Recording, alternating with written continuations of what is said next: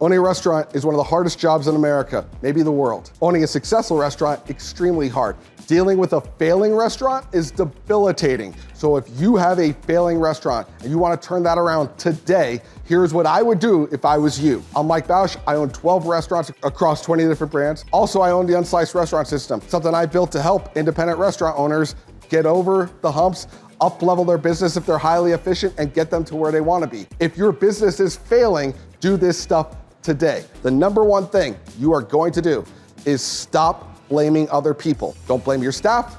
Don't blame the customer. They don't get it.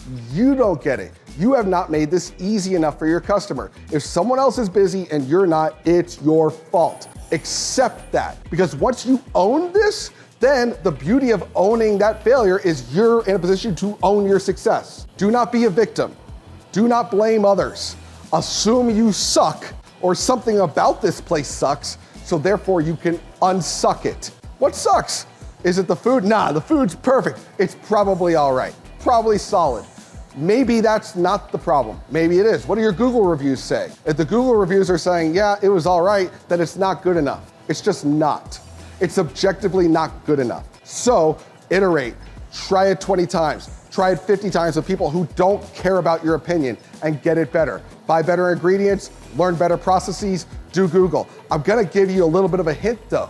It's highly likely the food's not the problem. More likely than not, it's really not the food, because you've seen Bush League level food successful. And if you're saying, our food's better, why are we not successful? Because it's probably not the food. It's probably that your restaurant's super inconvenient. Maybe you're coming into the restaurant and they don't get sat immediately. Or they don't know, do I go to the counter? Do I go over here? Where do I get pickup? Maybe your online ordering doesn't make any sense. Maybe they had to click through this page, to click through that page, to click through this page. You're probably confusing the hell out of your customer, and that's the problem, more likely than not.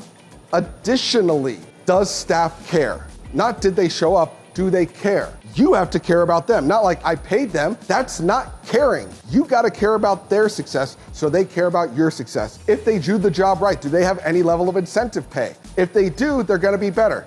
Because here's the rub of all that. Failing restaurants always have one thing in common: poor leadership. Maybe yours, maybe the person you've trusted to run this place, but they always have poor leadership. That doesn't mean they're not nice people.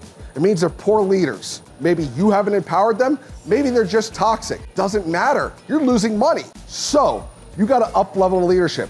I've had several restaurants. Menu didn't change. The ethos didn't change. But a bad manager can tank morale, have great servers and back of house people leave, and kill profit. Management, proper leadership, proper ownership makes more money. So look at that first after you've accepted that you probably suck. Now, we've unconfused the customer. We have proper leadership. We have better food. What else can we do? Get faster. Get faster at making your food. Speed helps. Dirty, fast speed. If you're faster and you're not wasting my life, I'm more inclined to like you, even if your food's not great. That's why it's called fast food. If you're super slow, you better be delivering on some level of promise. And you're better off being fast than pristine. Ideally, do both. Next, who is the ideal person to eat at this place? Well, anyone, right? Anyone. No, not anyone. Who's the ideal person? Someone 25 with a bunch of money? There's not a lot of those. Someone who's 45 with a bunch of money? Yeah, there's a lot of those. Are you in a college town with a super expensive product? College kids don't got a lot of money. Are you in a very nice part of town and you're trying to be a dive bar? Not a smart move unless you kind of got that vibe of the old lawyers that are divorced and time to get down on the weekends. Then it's cool, brah. But what you need to worry about is, do you have ideal clients to fulfill this based upon who you got local to you? Because if you don't, you're trying to sell to people who ain't there. If your brand is super avant-garde, but then your menu looks like it's a diner, you're confusing the customer. If you have sit-down service, but the customer has to go up and get their drink refilled at the fountain, it doesn't make sense. You're confusing the customer. And then if your brand is like a super zippy cartoon, but you're trying to sell yourself as super high-end, you're confusing the customer. And I know I did all these things wrong at some point. When we got to our second location, we were in the nice part of town. We had to completely reformat our brand. It went from being a super cartoony guy to having to be like a stoic owner of pizza. The difference made a difference. Lean into who is your ideal customer. Are you speaking to them? Does your staff care because you care? Is the food quality all it could be? Are you as fast as possible, not confusing the customer? And are you doing everything you can with proper leadership, proper core values, and proper ownership?